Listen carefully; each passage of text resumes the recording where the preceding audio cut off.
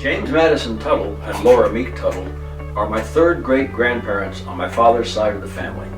My name is Jeffrey Hull. James and Laura were not originally from Iowa. James moved to Farmington in 1846 from Orange, Indiana, to start a business. Laura moved with her parents to Farmington at about 1840. The Tuttles and the Meeks became friendly competitors as merchants in what was then the thriving town of Farmington. She was actually James' second wife. His first wife, Elizabeth Connor, died on their 4th anniversary in 1851, probably from typhoid. She and James had no children. 2 years later, James and Laura were married at her father's house, just 1 block from where James lived. She and James had 5 children: Laura, my second great-grandmother, George, Mary, Mella, and Joel. George and Mary died as children and are buried in Keosauqua in 2 lonely graves in the Purdon Cemetery. James Madison Tuttle was an ambitious man. He became involved in politics in Van Buren County. He was elected sheriff in 1855, then treasurer and recorder in 1857, and again in 1859.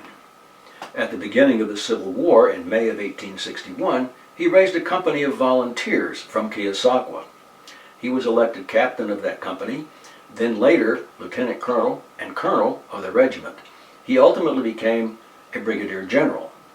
His unit was part of the 2nd Iowa Volunteer Infantry.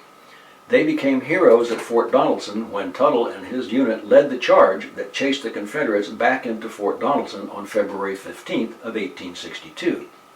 He was also a hero for his role at the Battle of Shiloh, April 6th, later that same year.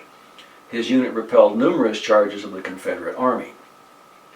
He served with Generals Grant and Sherman in the campaigns for Fort Donelson, Shiloh, Vicksburg. Just after his resignation in 1864, James and Laura moved to Des Moines. He went into business as a merchant with his father and brother. Then later, he owned the 2nd largest pork packing plant in the state of Iowa.